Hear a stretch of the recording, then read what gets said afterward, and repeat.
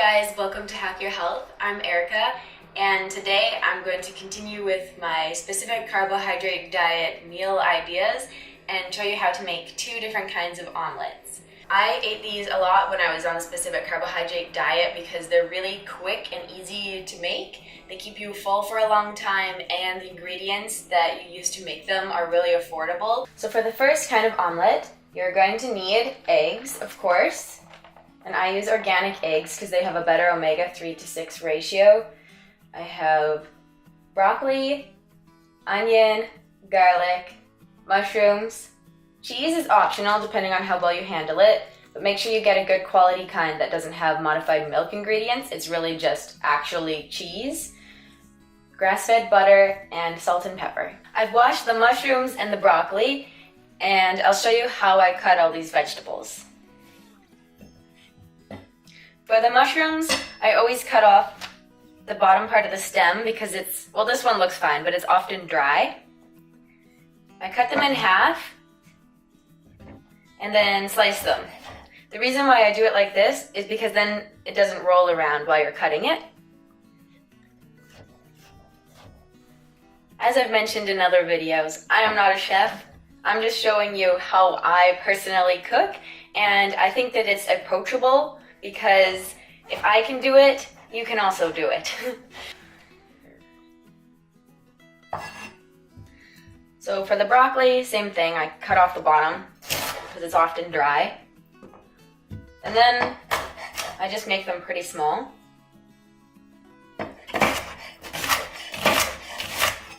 You can include these. I find if you cut from the bottom where the stem is still connected, you don't end up with a whole bunch of little tiny crumbly bits, whereas if I were to I'll show you on this one, if I were to try cutting it like this, you end up with this kind of mush. I don't like that as much, so that's why I kind of try to slice them from the bottom. You want to make the broccoli pretty small because otherwise it will be like huge chunks in the omelet. So that should be enough of the broccoli and the mushrooms. So now I'll move on to the onion. How I cut the onion is, because this is pretty hard, I just dig in a little with the knife and rotate the onion, and it will remove it.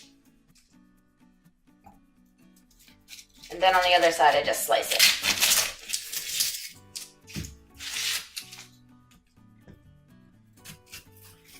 Take off like the first layer of the of the onion. And then I tend to cut this in half first because then it doesn't roll around. And then with this one, it's pretty small, so I'll probably just go like this. I'm gonna keep the onion separate because I'm gonna put it in first. You can also put these in separate bowls while you're cutting, if you want to.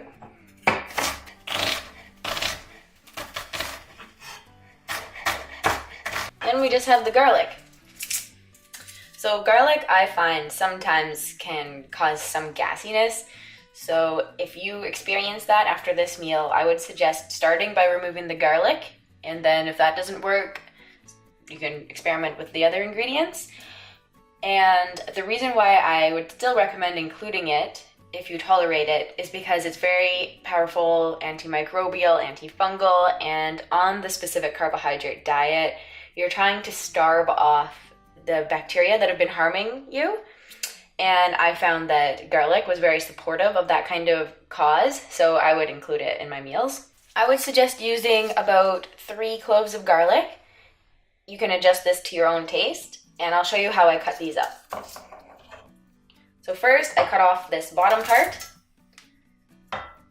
and then peel it. And I'm just assuming this is just the person that has never cooked in their life. I'm sure that most of you know how to peel garlic. So then what I do is I kind of twist it, and that breaks off these. And then I just take it off like that and cut it up.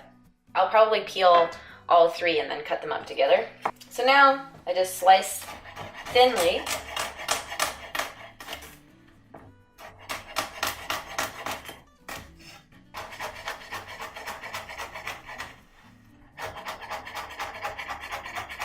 That's about as small as you need to make the garlic.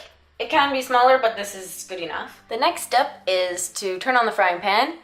You can see that I have heated it to about half medium temperature, and this is how I've been storing my lard. I'll just stick a piece in there and let it melt. You can see that the pan is starting to heat up now, the lard is melting, and I'm actually gonna add another piece because I find that anytime I'm cooking with mushrooms, they absorb a lot of whatever oil is in the pan and can make it drier. So I'm just gonna add another piece about the same size as the first one. So now that the pan is heated up, we can add the onions and the garlic. Make sure that you don't add the garlic when it's at a really high temperature because it can easily just instantly burn.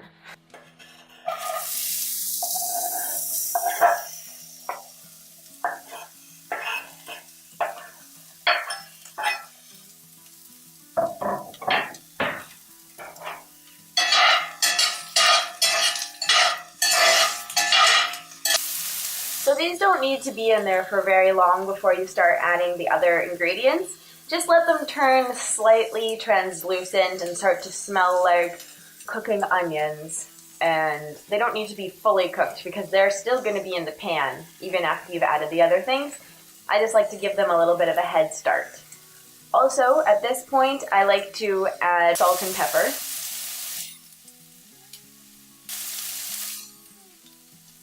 Then I'll throw in the other vegetables.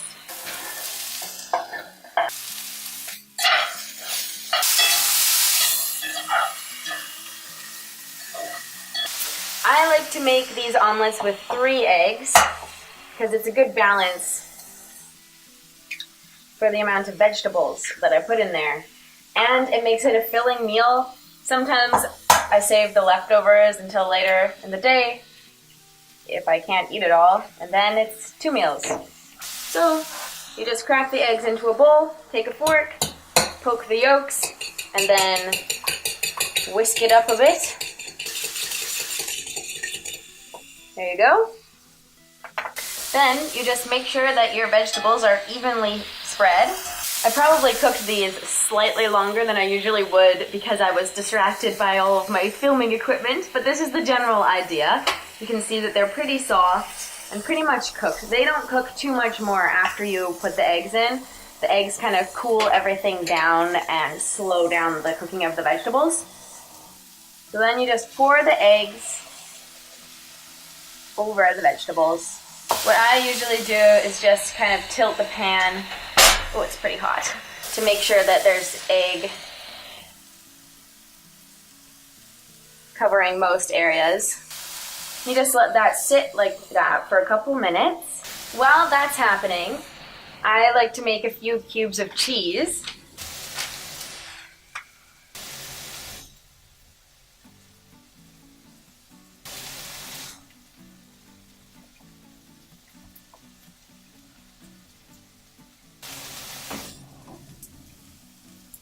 Now that the omelet is starting to get somewhat dry on top, I'm just going to start moving it around. And I know this is more like scrambled eggs than an omelet because it's going to break up. These vegetables are really too heavy to flip this over. So I just flip it up in pieces. And it doesn't need to stay long on the other side at all. You can just sprinkle the bits of cheese over top. At this point, I turn off the pan. What I do is I just rinse out the bowl that I scrambled the eggs in and use that because then you don't have to do as many dishes either. So then you just enclose the cheese and put the omelet into your bowl. So this is what the finished product looks like. It's got lots of vegetables, eggs, cheese. It actually tastes really good. And when I was doing the specific carbohydrate diet, I had an insatiable craving for fat, as you can probably tell. So I would usually put some butter on top of this, salted butter, and that, just a little bit, also made it taste even more delicious. So that is the first meal idea, which I know is not the most beautiful dish in the world, but it's really easy to make and it tastes really good. It keeps you full for a long time and it has really good nutrients in it. So if you're looking for ideas, I would suggest trying this one. So now we're moving on to the second kind of omelet, and this one has more of a curry taste, more of like a curry cauliflower. That's going to be the main vegetable. And then we have an onion and garlic again still. We have the eggs, and then we have different spices. So I'm gonna use cumin. This is a seasoned kind of salt that has a garlic taste to it, which you don't need to put in, but something like that is nice. I'm gonna put in a little bit of cinnamon and a fair amount of turmeric. And then still you can add the cheese and the butter if you want to. So turmeric I used to use in a lot of the things I cooked, especially in combination with fat and black pepper, because it's really anti-inflammatory and cleansing, it's antimicrobial, and it's a very anti-inflammatory spice, so I like to incorporate it into a lot of my meals. I also like the color, it makes things look really nice and yellow. So I thought I'd just show you guys how I like to cut the cauliflower. So I like to start by cutting it similarly to the onion. Just removing this base. Then I just pull off some of these leaves. And then it's really easy to cut pieces of this off without the entire thing falling apart. It's much more approachable, whereas if you cut from this way, I find that it's like you get a bunch of crumbles and it just starts to fall apart. Also, wherever you cut, it goes bad more quickly. So I find that it's a lot nicer to just cut off the pieces you need from the bottom. So probably about 3 pieces like this is good. I'm going to rinse them off and then cut them into smaller pieces. So to cut the cauliflower, I basically do the same thing as with the broccoli, and you're going to want to make sure that the pieces are pretty small.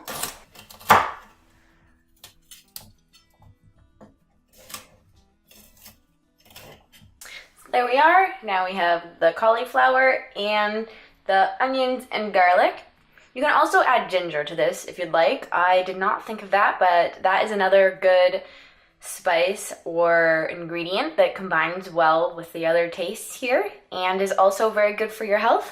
So if you want to add ginger, I would add, a very small amount and cut it into pretty small pieces. So once again, I've started by putting the fat in the pan and allowing it to melt and the pan to heat up. Once the pan is hot and the oil or lard or whatever you're cooking with is covering the entire surface, you can add the onion, garlic, and if you chose to use it, ginger. So now you can start to add your spices. So add pepper, and add turmeric, quite a bit of that. Make sure that when you're using turmeric, if you get any in your hand, rinse it off right away because it will stain your clothes. So here it looks like this is going to need a little bit more oil. It should be more of a paste kind of consistency so the spices don't stay dry. So now I'm going to use this special salt, but you can use regular salt, and then a tiny bit of cinnamon. Oh, well, that was too much, but use less. And then cumin. Say maybe 1/4 teaspoon approximately, but I never measure things, so I don't really, about this much that you saw me put in. So there we go. It's starting to smell really good, but I think it needs a little bit more oil, believe it or not. It's better to have a little bit too much than a little bit too little, because then it won't stick to the pan either. So at this point, I add the cauliflower.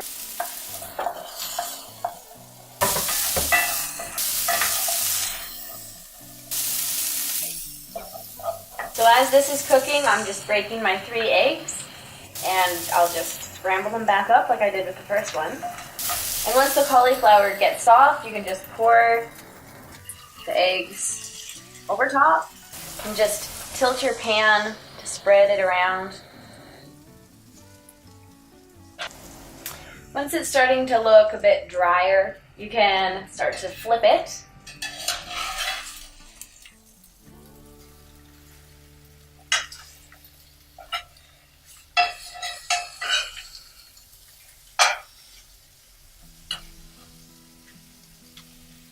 This is where I like to put some cheese on top that I'm going to fold in later, just because then it starts to melt because it's still on heat. But try not to let the cheese touch the pan, or else it's going to just cook onto it.